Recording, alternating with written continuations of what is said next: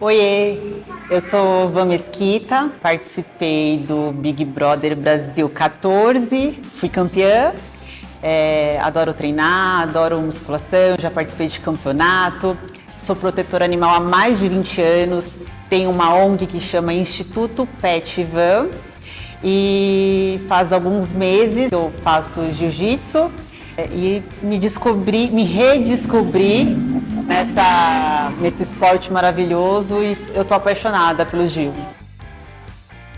Ai, gente, eu conheci o jiu-jitsu, num momento muito forte da minha vida. Eu acho que posso falar que um dos momentos bem mais marcantes da minha vida em que eu precisava buscar ajuda, buscar socorro, só que eu não conseguia falar isso, não conseguia ter nenhuma reação, guardava isso muito pra mim. Jiu-jitsu, esse esporte que eu sempre gostei, mas eu nunca imaginei que eu poderia praticar. Estava um pouco mais longe da minha realidade por conta do meu corpo mesmo, pensava que eu talvez não conseguiria acompanhar os treinos, achava algo bem longe mesmo da minha realidade. E eu estava bem perdida com o meu psicológico, não tratava mesmo, negligenciava minha saúde mental, negligenciei por 39 anos. Eu tive o diagnóstico de depressão grave e burnout. Eu tive uma experiência quase morte. Não queria imaginar que um esporte poderia fazer tanta diferença na minha saúde mental. Eu vou ficar emocionada porque... Mas é isso, assim, o jiu-jitsu chegou na minha vida no momento que eu mais precisava, que eu mais precisei, junto com, claro, com tratamento, medicação e gastar muita energia.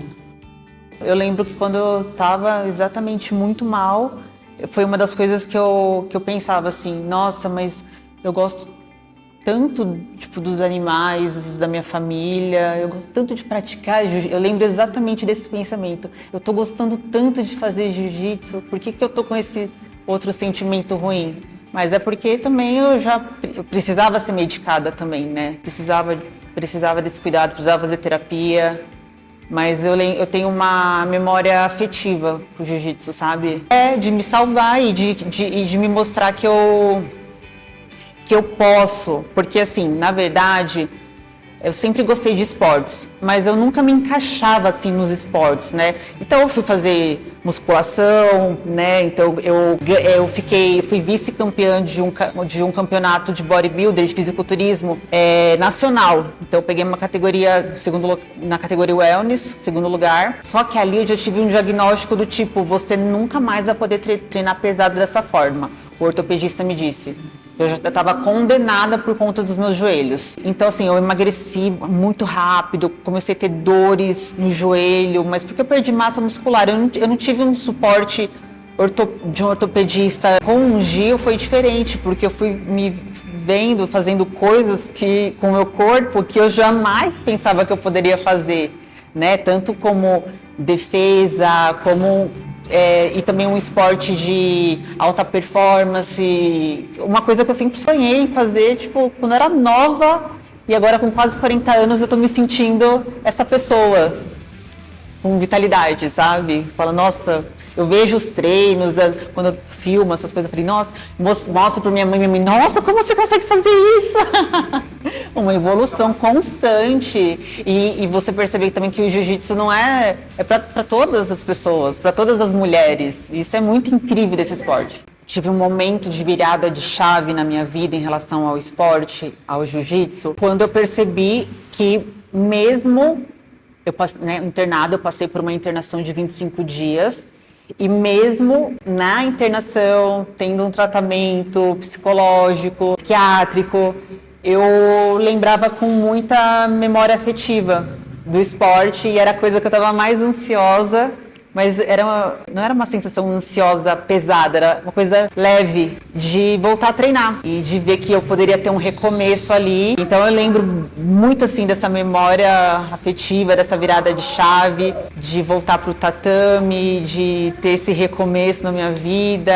Eu fico até arrepiada porque eu lembro exatamente desse momento. E aí no próprio hospital, eu voltei a fazer musculação, porque eu falei, vou focar aqui no que eu tenho, para voltar com toda a disposição, já fortalecer meu corpo, voltar a fazer minhas aulas de jiu-jitsu. A primeira coisa que eu pensava é procurar uma academia perto da minha casa, perto da minha residência, né? E aí foi quando eu tive esse contato. Fiz aulas em outras academias, tal, mas aí eu me encontrei muito no Almeida de Pirituba, comecei na turma feminina com a professora Yasmin. Na primeira aula eu já falei, é isso, eu quero isso. E é disso que eu preciso. Eu tive algumas aulas em outra academia mais distante, né, da minha residência. E isso foi um fator que pesou, né, para eu focar, eu acho que em tudo, né? Se a gente pode trazer as coisas que a gente chama para perto da gente, para perto de onde a gente mora, é muito favorável, né? O trânsito deixa a gente enlouquecido nessa cidade. Então eu tinha tido algumas aulas de Gil. Eu não sei, eu estava tão mais afetada, eu estava me focando, eu estava focando no Gil, mas eu estava ainda na questão do transtorno mental muito à flor da pele, né? Tava sem tratamento e como na época eu tinha um companheiro, quando ele não podia ir, eu acabava também não indo, então afetava nessa questão da disciplina dos treinos, né? E isso me deixava estressada, então algo que deveria ser leve começou a ficar mais pesado para mim, porque eu já estava enlouquecida pelo Gil, né?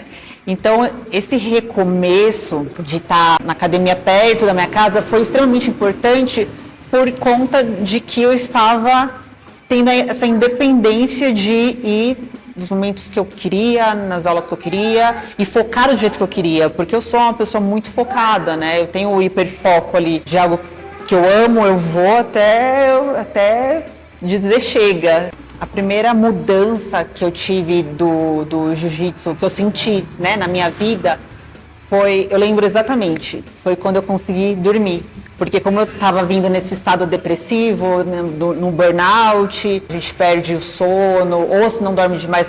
A depressão não necessariamente você fica trancada num quarto escuro, né? Eu dormia 1 hora, às vezes 2 horas. Aconteceu de eu ficar confusa mentalmente pela abstinência do sono, né? Essa questão do sono, de dormir bem, que o Gil me trouxe, é assim, gente, eu não tenho palavras para descrever o benefício para minha saúde em geral, né? Comer melhor, percebo que assim, 1 hora, 2 horas da manhã, às vezes eu levanto para comer uma banana, falo, nossa, tô com fome, gastei muito no treino hoje, mereço comer alguma coisinha. Eu até estava contando esse fato, que eu estava conversando com uma amiga minha, após o treino do Gil, né? Cheguei em casa, fui responder as mensagens e essa minha amiga falou, nossa, você tá com a voz diferente, tá com a voz leve, tá com uma voz boa, né? Aí eu falei, menina, acabei de chegar do Gil e foi muito doida essa percepção dela, essa sensibilidade, e ela tem me falado isso porque é algo que eu percebo também com os meus familiares, né? Quando eu chego do Gil, parece que aquela sensação do corpo flutuando. Essas mudanças não foram só significativas para mim, mas para todos que convivem comigo também. E fora assim, a questão de disciplina, a calma, eu tô zen, eu sou uma pessoa zen hoje em dia, eu não era, penso na Mariana, que era brava. Quando eu comecei a praticar jiu-jitsu aqui no Almeida de Pirituba, eu vim primeiramente na aula experimental, na turma feminina. Foi uma conexão, eu acho que é muito importante todo mundo que vai treinar ter essa experiência mesmo, né? Fazer aula experimental em vários lugares. Mas aqui foi a conexão, foi diferente. A primeira aula eu tive o acolhimento da professora Yasmin, as meninas da turma também, parecia que eu já estava treinando aqui um tempo, que eu já conhecia elas.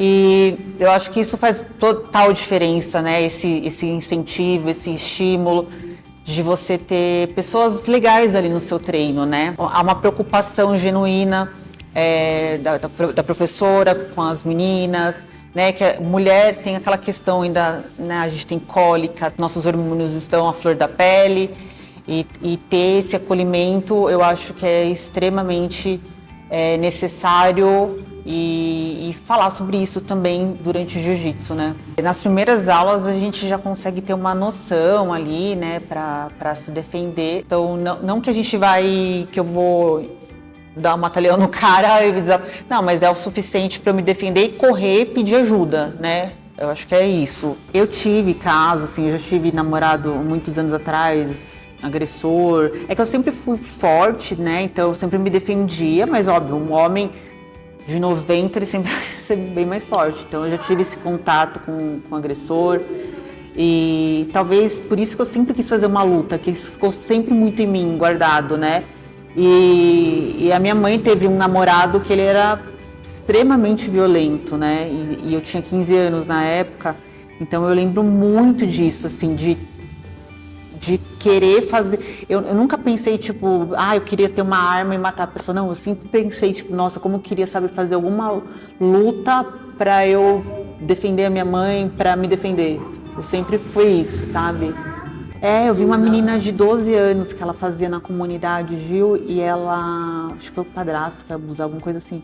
E ela conseguiu aplicar algum golpe e correu para a rua, tanto que ela correu quase sem roupa para pedir ajuda e conseguiu.